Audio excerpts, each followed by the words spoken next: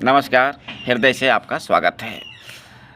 विधानसभा चुनाव 2024 धनवार विधानसभा क्षेत्र, इस संदर्भ में एक बहुत ही गजब का वीडियो आया जिसमें क्षत्रिय समाज के लोग आपस में एक गोष्ठी किए हुए हैं और वे शपथ पूर्वक हाथ उठा करके जमामो माता की ओर कह रहे हैं कि हम सभी लोग अपने स्वजाति के निरंजन राय को वोट देंगे और इसके लिए सभी लोग गोलबंद हुए।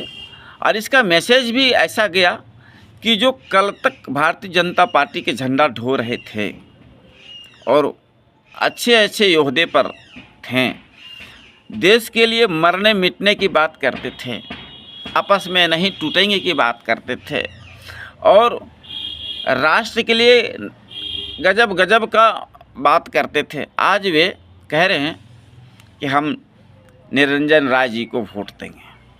दूसरी ओर उत्तर प्रदेश के मुख्यमंत्री योगी आदित्यनाथ, वो भी क्षत्रिय समाज के हैं और वह डंके के चोट पर कह रहे हैं बटोगे तो कटोगे।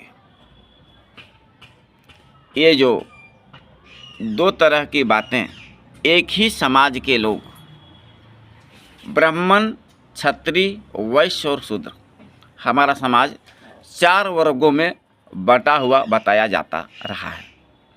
इन 4 वर्गों में आज समाज काफ़ी कुछ संघर्ष करते हुए बढ़ रहा है।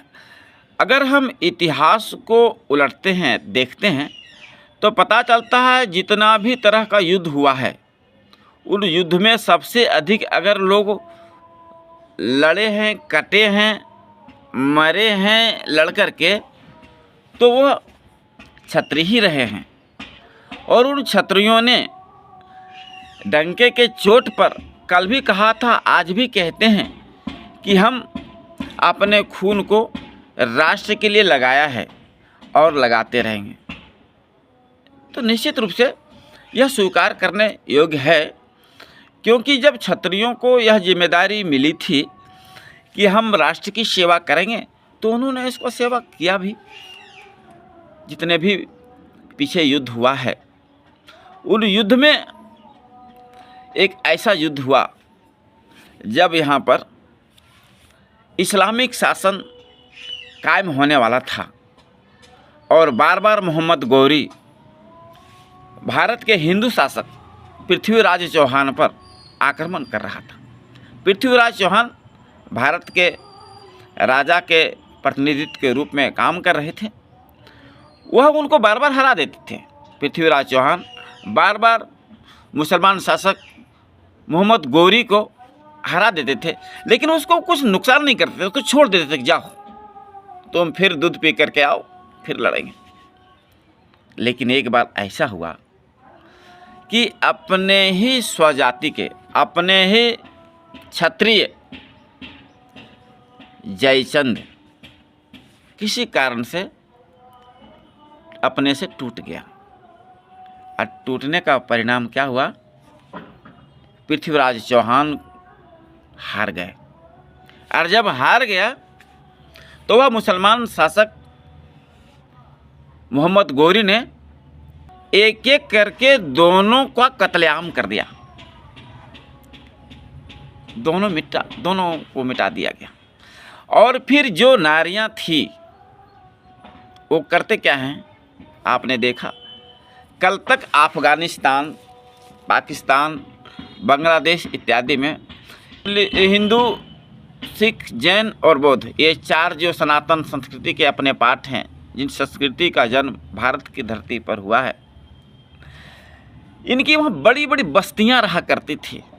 दिवाली, होली, छठ सब मनाया जाता था। आज वो बस्तियाँ की बस्तियाँ सारे के सारे काट काट करके लोगों को उजाड़ दिया गया। आज़ादी के समय में पाकिस्तान में, बांग्लादेश में औसतन 30% से अधिक जनसंख्या थी हमारी, हमारी अर्थात सनातनियों की। आज वो जनसंख्या कितना रह गया है, 5% भी गिन करके नहीं रह गया है। और आज प्रत्येक दिन बांग्लादेश से समाचार आ रहा है कि वहाँ पर जुल्म हो रहा है, काटा जा रहा है, मारा जा रहा है। यह यूँ ही 56 इस्लामिक राष्ट्र नहीं बने। जहाँ जहाँ हिंदू घटे, चाहे वह जम्मू कश्मीर ही क्यों ना, अपना देश में ही क्यों ना रहो, वहाँ आज हिंदुओं को रहने के लिए जगह नहीं बचा। अभी वर्तमान में पश्चिम बंगाल में जिस भगवान राम को हर व्यक्ति जन्म लेते हैं, उस समय से लेकर के जब वो मरता है हिंदू समाज के लोग, तो राम राम सत्य है। किसी से अगर कुछ बड़ी घटना हो जाए तो लोग कहते हैं राम राम, ऐसा हो गया। व्यापारी जब कोई व्यापारी का सामान तोलता था, कहता था राम है राम, दू में दू। वो भगवान श्री राम का राम लेने वाला व्यक्ति पश्चिम बंगाल में दंड पाता है। कोई व्यक्ति कह नहीं सकता है जय श्री राम। वहाँ के मुख्यमंत्री भारी गुस्सा करते हैं, लोग उसे सांप्रदायिक कहता है। जो भगवान का नाम लेता है लोग उसे सांप्रदायिक कहता है।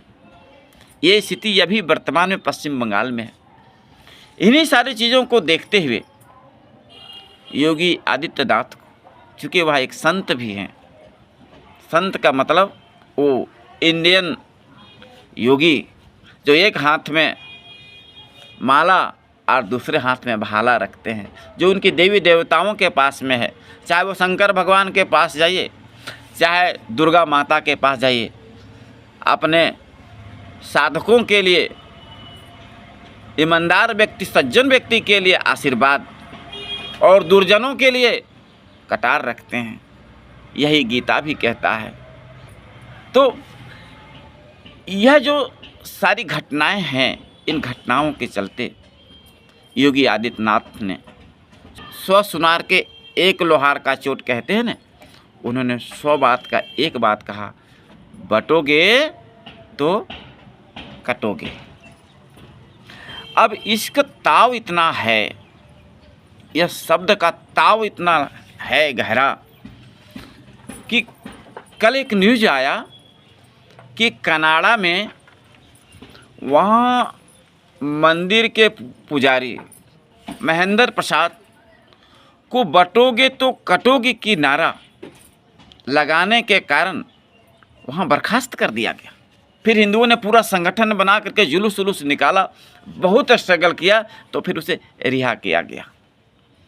देखिए, विदेशों तक इसका प्रभाव है कि यह शब्द बोल नहीं सकते हो, क्योंकि जो सोए हुए हिंदू है, सोने दो उसको, तुम जगाओ मत, उसे सोने दो, क्योंकि काटना है एक एक करके। और हिंदू को जड़ से समाप्त करने की जो साजिश पूरी दुनिया में चल रहा है, उस साजिश को सफल बनाना है दोस्तों। इसलिए मेरा कहना ये है कि ये बटने और कटने की बात को लेकर के एक हमें एक बहुत ही अच्छी कहानी याद आ रही है। उन दिनों 1997 की बात है, राजधनवार में आदर्श कॉलेज है, वहाँ मैं पढ़ाई किया करता था। कितना साल हो गया, 97, 98, 99, 103 और 24, 27 साल की बात है। विजय सांथालिया बाबू, एक विजय बाबू हैं, राजधनवार के एक अच्छे व्यापारी हैं। उनके दुकान पर अक्सर आया जाया करता, मैं सामान वगैरह कुछ खरीदा करता था। मैं वहाँ गया हुआ था तो कुछ ग्राहक थे, और ग्राहक वे मोच की चर्चा कर रहे थे। मजाक ही समझिए, वो कोई लड़ाई का माहौल नहीं था कि मोच वही रख सकता है जो क्षत्रिय है। तो इसी संदर्भ में विजय बाबू ने बड़ा सुंदर कहानी सुनाए। मैं वहाँ गौर करके सुन रहा था। वो बुजुर्ग लोग थे, हम उनके सामने तो बच्चे ठहरे। हमने गौर से सुना, और आज इतना दिन है यह घटना याद है, और मैं सुनाना चाह रहा हूँ क्योंकि यह प्रासंगिक है। तो कहते हैं कि एक बार की बात है, किसी दुकान में एक दुकानदार अपने गद्दी पर बैठा हुआ था, फुर्सत का समय था। एक राय जी आए, मोछ वाले, मोछ था वो राय जी का। और हमारे समाज में मोछ रखना स्वाभिमान की बात है और लोग रखते हैं, बहुत लोग आज भी रखते हैं। तो उन्होंने कहा कि मोछ दुकानदार को नहीं रखना चाहिए, आप दुकानदार होकर के मोछ क्यों रखते हैं? दुकानदार भी स्वाभिमानी था, उसने कहा क्यों, मैं मोछ क्यों नहीं रख सकता हूँ, शरीर मेरा है, मोछ मेरा है, मोछ मैं रखूँगा। उसने कहा अगर आप मोछ रखते हैं तो आपको युद्ध करना पड़ेगा हमसे, क्योंकि मोछ क्षत्रियों का शुरू से परंपरा रहा है। अरे यहाँ मोछ हर कोई नहीं सकता। बात आगे बढ़ गई, झगड़ा का रूप ले लिया और फिर बात यहाँ तक पहुँच गई कि ठीक है तो तलवार युद्ध होगा, जो जीतेगा वो मोछ रखेगा, जो नहीं जीतेगा वो मैं उसको मुड़ा देगा। बस बात उससे आगे बढ़ी कि अगर एक की तो जान जानी है, तो तलवार में एक की जब जान चले जाएगी तो उनके बाल बच्चे, उनके माता पिता, उनके समाज के लोगों का जिम्मेदारी उनके कंधे पर जो है वो फिर उसका क्या होगा। तो फिर तय हुआ कि तो इससे अच्छा है कि जिम्मेदारी से मुक्त हो लिया जाए और उनको पहले काटा जाए, फिर हम लोग युद्ध करेंगे। बात बन गई तो बन गई। लोग कहते हैं देश में जो हो जाता है तो क्या क्या नहीं हो जाता है, युद्ध की भूमि में कुछ देखा जाता है क्या? महाभारत का इतना बड़ा युद्ध हुआ, लाखों करोड़ों लोग मारे गए, देखा किसी ने कुछ क्या? आज भी उस तरह की बातें कभी कभी होती है, लोग सॉरी तक नहीं बोलते। यहाँ कहते हैं कि अगर सॉरी बोल देगा तो बड़ा बड़ा मामला सलट जाएगा, लेकिन वो कहते हैं सॉरी नहीं बोले। कोर्ट कचहरी में वर्षों तक चलता है, तारीख पर तारीख। वकील साहब को बार बार प्रणाम सर हुजूर प्रणाम करते रहता है, जज साहब को जो हुजूरी करते रहता है, लेकिन अपने लोगों को एक सॉरी नहीं बोल सकता। अगर सॉरी बोल देंगे तो कुछ पता नहीं कुछ हो जाएगा, अहंकार घट जाएगा या स्वाभिमान कमी हो जाएगा। स्वाभिमान तो घटता नहीं, क्योंकि झुकने वाला इंसान होता है और मुर्दे तो पूरे कड़े होते हैं, ऐसा बहुत सारे लोगों का कहना है। तो कहानी चल रही है, तो वो बन गई, वो चले गए राय जी अपने घर में तेज गति से गए और तलवार टंगा हुआ रहता है। हर क्षत्रिय स्वभाव वाले व्यक्ति के घर में तलवार होता है और तलवार आत्मरक्षा के लिए हर किसी घर में होना चाहिए। उन्होंने तलवार निकाला और आओ देखा नेता, युद्ध में मौज की बात है, लोग कहते हैं मौज के लिए कुछ भी करते हैं। उसने अपनी पत्नी को काट दिया, हाँ पत्नी को काट दिया, अपने बेटा, अपनी बेटी, अपने पिता, अपने माता, सबों के काट करके लाशें बिछा दिया। रंगे हुए तलवार लेकर के तेज गति से पुनः सेठ जी के पास पहुंचता है। सेठ जी को उसने कहा, सेठ जी मैं आ गया, अब निकालो तलवार। सेठ जी ने देखा, अरे तलवार रंगी हुई। जो अगल बगल के लोग थे वो सभी के लोग अगल बगल जा रहे थे, सब काम में सब आ गए। वहाँ एक दीर्घा बन गया, लोग काफ़ी जमा हो गए, ये क्या हो रहा है। सब दर्शक मंडली देखने के लिए इकट्ठा हो गए। दुकानदार ने भी कहा ठीक है मैं भी निकालता हूँ। वो भी अंदर गया, वो भी घर में तलवार रखता था। तलवार जब वो निकालने के लिए गया तो ठिठक गया। देखिए, जो कभी मुर्गी नहीं काटा हो वह व्यक्ति मोछ तो रखा था, शेरो दिल तो था, लेकिन वह अपने पत्नी को कैसे काटे। सो वह उलझनों में उलझा हुआ दुकानदार अपने पूजा के कमरा में चला जाता है। आप देखेंगे आज भी बहुत ऐसे मारवाड़ी परिवार हैं, बहुत ऐसे क्या लगभग मारवाड़ी परिवार में वो मांस नहीं खाते हैं, न जीवों की हत्या करते हैं। वैसे उनके यहाँ लक्ष्मी नहीं बढ़ती है। अपने घर में एक सभी तरह का रूम रहेगा, kitchen room, bathroom, dining room, hall और कई तरह के रूम रहेंगे, लेकिन एक रूम वहाँ जरूर उनका स्पेशल रहेगा, पूजा का रूम, जहाँ पर वह अपने देवी देवताओं को फोटो रखते हैं और प्रत्येक दिन वहाँ पूजा पाठ अपना करते हैं, फिर अपना दैनिक कार्य करते हैं। तो जब वो उलझन में होते हैं तो वहीं पर सुलझाने के लिए वो पहुँचते हैं, और जब आपस में काफ़ी कुछ द्वंद्व फंस जाता है तो शांत बैठ जाते हैं। जब आत्महत्या की भी कभी कभी किसी की बात आती है तो वहीं बैठ कर के समस्याओं को सुलझा लेते हैं।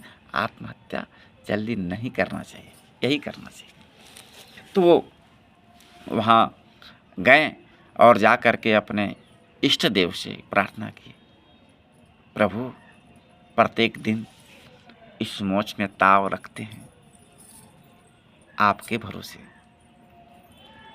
आज मेरे बाजुओं में शक्ति देना।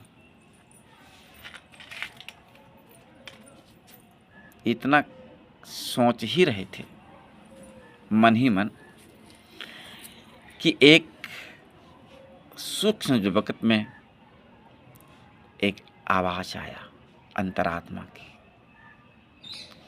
अगर परिवार के लोग ही नहीं रहेगा तो ये मोच का क्या करोगे। दुकानदार की आंखें खुल गई, ज्ञान की आंखें खुल गई। उसने अपने प्रभु को धन्यवाद दिया कि प्रभु मैं समझ गया, यह मोच का समय अब चला गया, आज इसकी विदाई हो गई। वो वहाँ से उठा और धीरे कदमों में गद्दी पर पहुंचा। बहुत भीड़ लगी हुई थी। राय जी ने कहा, क्यों, क्या हुआ, तलवार निकालो। दुकानदार ने कहा, मैं तलवार तो नहीं ला सका, लेकिन उस तरह लाया हूँ। उस तरह मतलब बाल बनाने वाला, दाढ़ी छीलने वाला। मैं अपने पत्नी, अपने बच्चों को काट नहीं सका, मैं मोछ ही मोड़ लेता हूँ। और उसने अपना मोछ को सबके सामने मोड़ लिया। उनके इस विचार परिवर्तन से दर्शक दीर्घा में बैठे हुए जितने भी, दर्शक दीर्घा में आए हुए जितने भी लोग थे, वे सब लोग उसका स्वागत किया और उन्हें ताली बजाया। राय जी पूरा खुश हो गए कि मैं जीत गया, और मोच में ताव देते हुए वे वापस अपना घर गए। घर में बाहर में एक चौकी रखा हुआ था, चौकी पर बैठे और आवाज लगाया, सुनती हो, थक गया हूँ, गला सूख रहा है, प्यास लगी है, ठंडा पानी पिलाओ। जैसे वो प्रतिदिन अपने पत्नी से आवाज़ लगाया करता था, कोई आवाज़ नहीं आई। उसने फिर से आवाज़ लगाया, इस बार भी आवाज़ नहीं आई। लेकिन उसे ध्यान आ गया कि मैंने तो अपनी पत्नी की हत्या कर दिया है। लेकिन उसे अपने आप पर विश्वास नहीं हुआ कि नहीं, मैं ऐसा कैसे कर सकता हूँ। वह उठ गया, उठ करके तेजी से गया आगे, और जब अंदर गया तो कटी हुई अपनी पत्नी का सिर धड़ दोनों अलग देखा। अपने पिता के पास गया, उसे भी वही देखा। लाशें बिछी हुई देखी। उसने तो बहुत बड़ा पाप कर लिया था, ऐसा पाप उसने कभी सोचा भी नहीं था। वह अपना माथा ढूंढ ढूंढ कर रोने लगा। लेकिन कहते हैं, अब पछताए होत क्या, जब चिड़िया चुग गई खेत। यह कहानी इसलिए सुना रहा हूं क्योंकि यह कहानी भारत में हर एक नेता वो जो भारतीय जनता पार्टी का कभी न कभी अन्न खाया है, चाहे वो टेंडर के माध्यम से खाया हो, चाहे वो भारतीय जनता पार्टी में जुड़ करके पंचायती के माध्यम से, चाहे वह भारतीय जनता पार्टी में जुड़ करके और समाज सेवा के माध्यम से खाया हो, उन व्यक्तियों को यह इतिहास का ज्ञान प्राप्त हुआ है। और वह समाज के सिर्फ भारतीय जनता पार्टी के नहीं, समस्त हिंदुस्तानियों को इतिहास का कुछ न कुछ ज्ञान जरूर है कि पहले सनातन ही था, फिर यहाँ पर मुगलों ने आक्रमण किया, उनको मंदिरों को तोड़ा, फिर अंग्रेज शासन किए, उन्होंने शासन करने के लिए हिंदू, सिख, जैन और बौद्धों को अलग अलग बांटा और फिर यहाँ शासन किया। और शासन ऐसा किया कि आज जो मुसलमान दिख रहे हैं वो कल अपने ही लोग थे, हमारे ही लोग थे। वे कोई मुसलमान आसमान से नहीं टपके, वे सब हिंदू ही थे। वो मुसलमान भी जान रहे हैं, हिंदू भी जान रहा है। बांट बांट करके उन्हें काटा गया और आज कह रहे हैं जातिवाद जिंदाबाद। दोस्तों, आपको नहीं लग रहा है ये कुछ न कुछ गलती हम कर रहे हैं इस देश में? इस जोश में जो राय जी ने किया था वो कहीं हम और आप तो नहीं कर रहे हैं। हमें आपका मतलब राय समाज के वे व्यक्ति, राजपूत समाज के वे व्यक्ति, चाहे क्षत्रिय समाज कहिए, कुल मिलाकर के मोटा मोटी वे व्यक्ति जो आज कह रहे हैं कि हम लोग फलाना व्यक्ति को वोट देंगे क्योंकि वे हमारे समाज से खड़े हैं। भारतीय जनता पार्टी अभी ख़त्म हो गया उनके लिए। भारतीय जनता पार्टी के कल तक नेता रहें और आज इसलिए अलग हुए क्योंकि मेरे जाति के लोग को टिकट नहीं मिला। मतलब कि हम राष्ट्रहित की बात तब करेंगे जब हम एमपी और एमएलए का टिकट प्राप्त करेंगे, तब हम राष्ट्र की बात करेंगे, तब हम भारत माता की जय बोलेंगे। और नहीं तो जातिवाद जिंदाबाद, जातिवाद जिंदाबाद। जब चौक चौराहा पर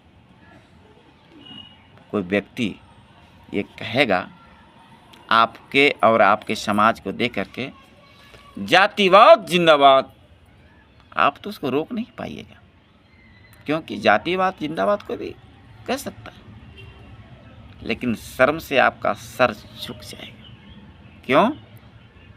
क्योंकि आप लोगों ने जो किया है वायरल वीडियो, यह वीडियो लोगों को बता रहा है कि राय जी लोग अपने जाति को वोट देने जा रहे हैं या दूसरे को भी कुछ सिखा रहा है। और क्या लगता है अपने वोट से निरंजन जी जो हमारे भाई हैं उसको जिता देंगे? वो जीत जाएंगे लगता है। तो सावधान, हम जो भी बात बोले हैं इसमें आपको तकलीफ़ थोड़ी देर की लगेगा, लेकिन अगर आपको थोड़ा बहुत भी आपके ज्ञान की आँखों को खोलने में सक्षम रहा है यह वीडियो, तो इसे लाइक करिए, शेयर करिए और सब्सक्राइब ज़रूर करिए।